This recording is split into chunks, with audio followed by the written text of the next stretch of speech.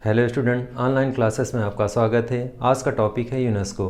तो आज के इस वीडियो में हम लोग अध्ययन करेंगे यूनेस्को के संदर्भ में, जैसा कि इसकी स्थापना 4 नवंबर 1945 को की गई थी। यह संयुक्त राष्ट्र संघ का एक घटक संगठन है और यह अंतर्राष्ट्रीय लेवल पे विशेषज्ञ संस्था के रूप में कार्य कर रहा है। विज्ञान, शिक्षा, संस्कृति के संदर्भ में यह संगठन कार्य करता है। वैश्विक लेवल पे वैज्ञानिकों के संदर्भ में, संस्कृति के संदर्भ में, शिक्षा के संदर्भ में ये निरंतर अग्रसर है और अपने उपलब्धियों, अपने कार्यों के बल पे वैश्विक जगत पे अपनी विशिष्टताओं को बताने की आवश्यकता नहीं कि इसकी क्या विशिष्टताएं हैं, क्या उपलब्धियां हैं। अपने कार्यों के बल पे अंतर्राष्ट्रीय जगत में ये अपने कार्यों को आगे बढ़ा रहा है। तो संस्कृति के संदर्भ में विश्व लेवल पे जो देशों की, जो वहाँ की संस्कृति है, उसके जो धरोहर हैं सांस्कृतिक, उन सांस्कृतिक धरोहर, उन सांस्कृतिक स्थलों को किस तरह से वैश्विक लेवल पे इसको महत्ता प्रदान करता है। जैसे भारत में भी सांस्कृतिक स्थल हैं, चाहे ताजमहल हो, चाहे लाल किला हो, चाहे कुतुब मीनार हो, जो भी सांस्कृतिक धरोहर हैं उनके संदर्भ में ये कार्य कर रहा है। तो वैश्विक लेवल पे केवल भारत में ही नहीं, वैश्विक लेवल पे ये विज्ञान के क्षेत्र में, शिक्षा के क्षेत्र में विविध कार्य कर रहा है और अपने उपलब्धियों को आगे बढ़ा रहा है। तो आज का टॉपिक है जो यूनेस्को के संदर्भ में हम लोग अध्ययन करेंगे कि किस तरह से यूनेस्को जो है वैश्विक लेवल पे शिक्षा, साहित्य के क्षेत्र में कार्य कर रहा है और इसके क्या उद्देश्य हैं, इसकी स्थापना के पीछे जो उद्देश्य था, जो लक्ष्य था, उन उद्देश्यों और लक्ष्यों को पूर्ति किस तरह से कर रहा है वैश्विक लेवल पे। इसके संदर्भ में अपनी क्या रिपोर्ट देता है वर्ष भर में कि किस तरह से वैश्विक लेवल पे शिक्षा और संस्कृति के क्षेत्र में क्या क्या कार्य हुए हैं, उनके संदर्भ में ये कार्य करता है। तो इस विषय वस्तु को आगे बढ़ाते हैं और यूनेस्को के संदर्भ में हम लोग अध्ययन करते हैं कि किस तरह से वैश्विक लेवल पे यूनेस्को अपना कार्य करता है।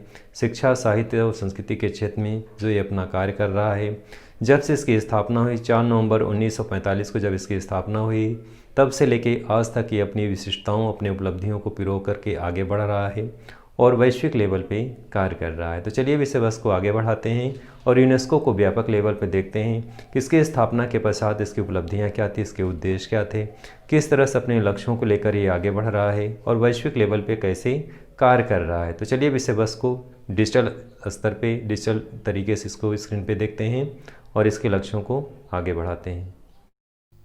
डियर स्टूडेंट, तो यूनेस्को के संदर्भ में लोग अध्ययन करेंगे। यूनेस्को एक अंतर्राष्ट्रीय संस्थान जो विशेषज्ञ संस्था के नाम से जाना जाता है। जैसे कि आप जानते हैं, अंतर्राष्ट्रीय संगठन जो संयुक्त राष्ट्र संघ का ये घटक है और इसके संदर्भ में हम लोग अध्ययन करेंगे। तो यूनेस्को जो है संयुक्त राष्ट्र शैक्षिक, वैज्ञानिक एवं सांस्कृतिक संगठन है और ये जो है संयुक्त राष्ट्र संघ का एक संगठन के रूप में कार्य करता है। तो शिक्षा, विज्ञान और संस्कृति के संदर्भ में वैश्विक लेवल पे ये यूनेस्को जो है कार्य कर रहा है। वर्तमान समय में विश्व के जितने भी देश हैं, वहाँ की संस्कृति, वहाँ के धरोहर के संदर्भ में ये कार्य करता है।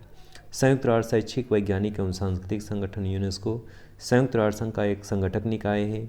इसका कार्य शिक्षा, प्रकृति तथा समाज विज्ञान, संस्कृति तथा संचार के माध्यम से अंतर्राष्ट्रीय शांति को बढ़ावा देना है। संयुक्त राष्ट्र की इस विशेष संस्था का गठन 16 नवंबर 1945 को हुआ था। इसका उद्देश्य शिक्षा एवं संस्कृति के अंतर्राष्ट्रीय सहयोग से शांति एवं सुरक्षा की स्थापना करना है। तो इस तरह से यूनेस्को के 193 सदस्य देश हैं और 11 सहयोगी सदस्य देश हैं और 2 पर्यवेक्षक सदस्य देश हैं। इसके कुल सदस्य स्वतंत्र देश भी नहीं हैं। इसका मुख्यालय पेरिस, फ्रांस में है। इसका ज़्यादातर क्षेत्रीय कार्यालय क्लस्टर के रूप में, जिसके अंतर्राष्ट्रीय 3-4 देश आते हैं। इसके अलावा इसके राष्ट्रीय और क्षेत्रीय कार्यालय भी हैं। यूनेस्को के 27 क्लस्टर कार्यालय और 21 राष्ट्रीय कार्यालय हैं। तो इस तरह से यूनेस्को अंतर्राष्ट्रीय संगठन के रूप में, अंतर्राष्ट्रीय संस्था के रूप में कार्य कर रहा है, संयुक्त राष्ट्र संघ के घटक के रूप में। यूनेस्को मुख्यतः शिक्षा, प्राकृतिक विज्ञान, सामाजिक एवं मानव विज्ञान, संस्कृति एवं सूचना व संचार के जरिए अपनी गतिविधियां संचालित करता है। वह साक्षरता बढ़ाने वाले कार्यक्रमों को प्रायोजित करता है और वैश्विक धरोहर की इमारतों और पार्कों को संरक्षण में सहयोग करता है। यूनेस्को की विरासत सूची में हमारे देश के कई ऐतिहासिक इमारत और पार्क शामिल हैं। दुनिया भर के 332 अंतर्राष्ट्रीय स्वयंसेवी संगठनों के साथ यूनेस्को के संबंध हैं। फिलहाल यूनेस्को के महानिदेशक आंद्रे एंजोल हैं। भारत 1946 से यूनेस्को का सदस्य देश है। तो इस तरह से भारत के संदर्भ में यूनेस्को का संबंध है। यूनेस्को के उद्देश्य के संदर्भ में हम लोग अध्ययन करेंगे। सभी के लिए गुणवत्तापूर्ण शिक्षा और उन्हें उम्र भर सीखने हेतु प्रेरित करना, सतत विकास के लिए नीति एवं विशाल संबंधी ज्ञान का उपयोग करना, उभरती सामाजिक एवं नैतिक चुनौतियों को संबोधित करना, सांस्कृतिक विविधता, परस्पर संवाद एवं शांति की प्रकृति को प्रोत्साहित करना, संचार एवं सूचना के माध्यम से समावेशी ज्ञान से युक्त समाज का निर्माण करना, विश्व के प्राथमिकता वाले क्षेत्रों जैसे अफ्रीका और लैंगिक समानता पर ध्यान केंद्रित करना। इस तरह से यूनेस्को का उद्देश्य है और यूनेस्को अपने उद्देश्यों और लक्ष्यों की पूर्ति करने में सतत प्रयासरत है। वैश्विक लेवल पे जहाँ पे भी कोई भी समस्या है शिक्षा को लेकर के, वहाँ की शैक्षिक स्तर निम्न है, वहाँ के लोगों की आर्थिक निर्धनता के कारण शिक्षा का स्तर गिर रहा है, ऐसे कंडीशन में यूनेस्को निरंतर प्रयासरत है। शिक्षा के स्तर को उठाने के लिए लगातार ये कार्य कर रहा है। वैश्विक लेवल पे जो निर्धन देश हैं उनके लिए विशेष रूप से ये कार्य करता है, जो आर्थिक रूप से बहुत ज़्यादा निम्नतर हैं या आर्थिक रूप से कमज़ोर हैं। ऐसे राष्ट्रों में शिक्षा के संदर्भ में, विज्ञान के संदर्भ में कार्य कर रहा है। यूनेस्को का इतिहास क्या है, इसके संदर्भ में हम लोग अध्ययन करेंगे। वर्ष 1942 में द्वितीय विश्व युद्ध के दौरान धुरी राष्ट्रों का सामना कर रहे यूरोपीय देशों के यूनाइटेड किंगडम के conference of allied minister of education का आयोजन किया गया था। केम के प्रस्ताव के आधार पर यह शैक्षिक एवं सांस्कृतिक संगठन की स्थापना के लिए नवंबर 1945 में लंदन में संयुक्त राष्ट्र सम्मेलन बुलाया गया।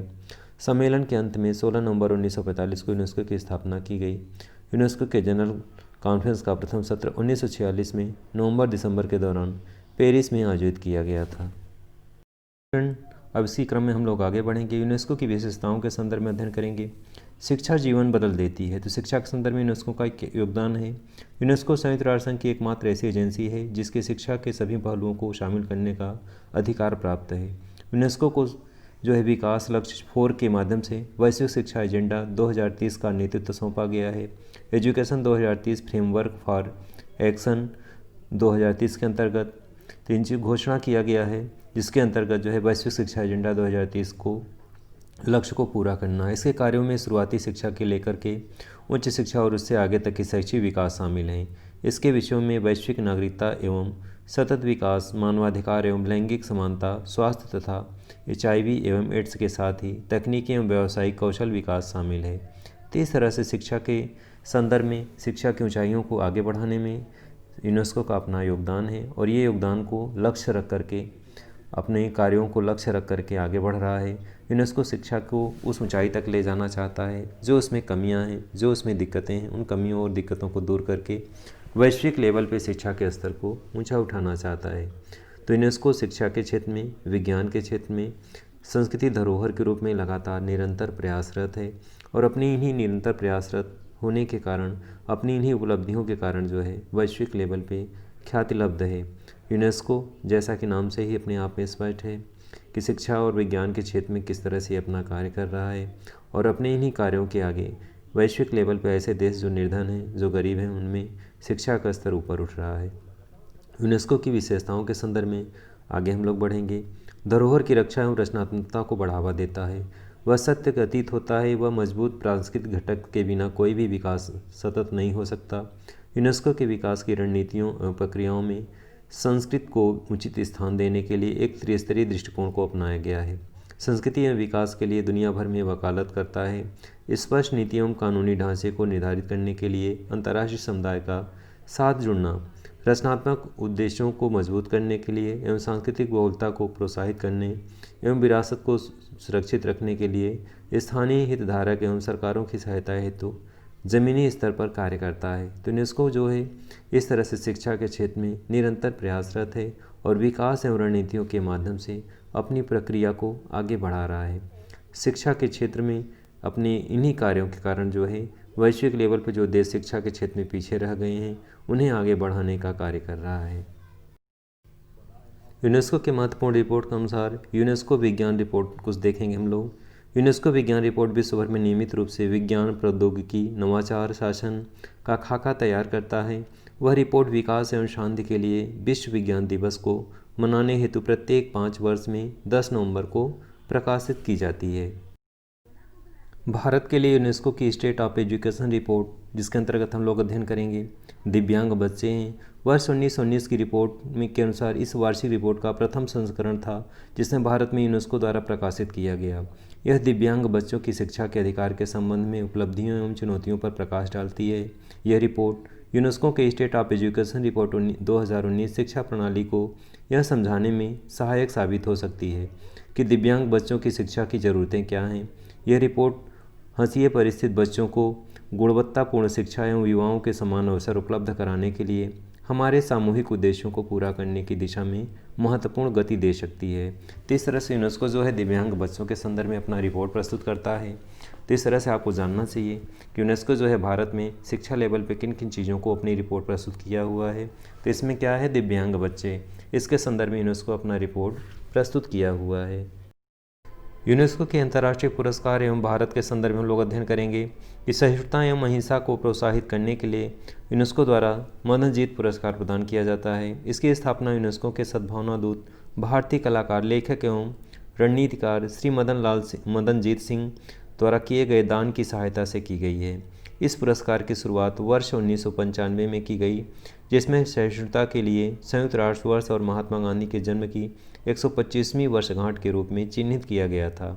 वर्ष 1996 से यह पुरस्कार प्रत्येक 2 वर्ष में दिया जाता रहा है तथा वर्ष 2002 से इस पुरस्कार के तहत दी जाने वाली राशि जो है 1 लाख रुपए है। डियर स्टूडेंट, इस तरह से जो है इसमें 1 लाख यूएसए डॉलर जो है इस पुरस्कार के अंतर्गत प्रदान किया जाता है। डियर स्टूडेंट, अब हम लोग यूनेस्को के कुछ महत्वपूर्ण कार्यक्रम के संदर्भ में अध्ययन करेंगे। यूनेस्को विश्व विरासत सम्मेलन और सूची, यानी यूनेस्को जो है वैश्विक लेवल पे जो है जो विश्व धरोहर हैं उनके संदर्भ में हम लोग अध्ययन करेंगे कि किस तरह से वैश्विक लेवल पे वो धरोहरों को महत्वपूर्ण स्थान देता है। भारत के संदर्भ में हम लोग अध्ययन करेंगे। विश्व विरासत के संदर्भ में 1972 सांस्कृतिक संपदा एवं प्रकृति के जो है संरक्षण की अवधारणा को एक साथ जोड़ता है। यह भी समय उस प्राकृतिक एवं सांस्कृतिक स्थलों विश्व विरासत स्थल को परिभाषित करता है जिसे विश्व विरासत सूची में शामिल किया जा सकता है। इस अधिनियम में शामिल सदस्यों को सांस्कृतिक एवं प्राकृतिक विरासतों के संरक्षण को अपने क्षेत्रीय योजना कार्यक्रमों में शामिल करने, उन स्थलों पर कर्मचारियों की नियुक्ति तथा संरक्षण हेतु वैज्ञानिक और तकनीकी अनुसंधान करने के लिए प्रोत्साहित किया जाता है। यह बताता है कि विश्व विरासत कोष का उपयोग एवं प्रबंध किस प्रकार किया जाना है। विश्व के 167 देशों में विश्व विरासत स्थलों की संख्या 1121 है। तो डियर स्टूडेंट, ये बहुत ही महत्वपूर्ण एग्जाम में आते हैं। तो विश्व विरासत स्थलों की संख्या कितनी है? 1121 है। भारत में अब तक 38 विश्व विरासत स्थल हैं, जिसमें 30 सांस्कृतिक हैं, 7 प्राकृतिक हैं और 1 मिश्रित स्थल है। तो इस तरह से भारत में भी ये विश्व धरोहर हैं विरासत के रूप में। यूनेस्को के द्वारा ये महत्वपूर्ण स्थल हैं जिनको यूनेस्को द्वारा घोषित किया गया महत्वपूर्ण स्थल के रूप में। और इस तरह से आपको जानना चाहिए कि कौन कौन से प्लेस ऐसे हैं जो विश्व धरोहर के रूप में यूनेस्को द्वारा घोषित किए गए हैं और ये महत्वपूर्ण स्थल हैं। तो आइए हम इसी को आगे देखते हैं कि किस तरह से कौन कौन से यूनेस्को के विश्व विरासत सूची में शामिल किए गए हैं भारत के ये स्थल। डियर स्टूडेंट, तो इस तरह से भारत के जो धरोहर स्थल हैं, अजंता की गुफाएं जो औरंगाबाद महाराष्ट्र में है, ये भी जो है विश्व धरोहर के रूप में है, यूनेस्को द्वारा घोषित किया गया है विश्व धरोहर के रूप में। तो अजंता की एलोरा की गुफाएं हैं। जैसा कि आप जानते हैं, अजंता एलोरा की गुफाओं में बहुत सारी ऐतिहासिक चीज़ें हैं, जैसे महात्मा बुद्ध के द्वारा गृह त्याग की घटना का चित्रण जो है इसमें उत्पन्न किया गया है। आगरा है, नेक्स्ट आपका है आगरा का किला है। तो आगरा जो उत्तर प्रदेश में है, आगरा के किले को जो है यूनेस्को द्वारा घोषित विश्व धरोहर की सूची में सम्मिलित किया गया है। इस तरह से यूनेस्को जो है भारत के उन स्थलों को जो है सूची के रूप में दर्ज करता है। अगला है ताजमहल। ताजमहल आगरा उत्तर प्रदेश में है। तो ताजमहल को भी यूनेस्को द्वारा विश्व धरोहर घोषित किया गया है। ताजमहल जैसा कि आप जानते हैं शाहजहाँ के द्वारा निर्माण किया गया था इसका, और ये भी विश्व धरोहर के रूप में इसे घोषित किया गया यूनेस्को के द्वारा। तो जितने भी भारत के महत्वपूर्ण स्थल हैं, ऐसे महत्वपूर्ण स्थल जो यूनेस्को द्वारा घोषित किए गए हैं, आपको जानना चाहिए कि कौन कौन से स्थल, कौन कौन से बिल्डिंग्स हैं जो विश्व धरोहर यूनेस्को द्वारा घोषित किया गया है। इसी क्रम में एलोरा की गुफाएँ हैं जो महाराष्ट्र में हैं। तो एलोरा की गुफाएँ भी जो है किसके द्वारा? यूनेस्को द्वारा महत्वपूर्ण स्थल के रूप में घोषित किया गया है। नेक्स्ट है कोणार्क का सूर्य मंदिर जो उड़ीसा में है।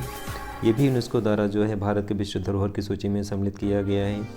इसी क्रम में है महाबलीपुरम की स्मारक जो तमिलनाडु में है। इसे भी जो है यूनेस्को द्वारा जो है महत्वपूर्ण स्थल के रूप में घोषित किया गया है, यानी विश्व धरोहर के स्थल के रूप में घोषित किया गया है।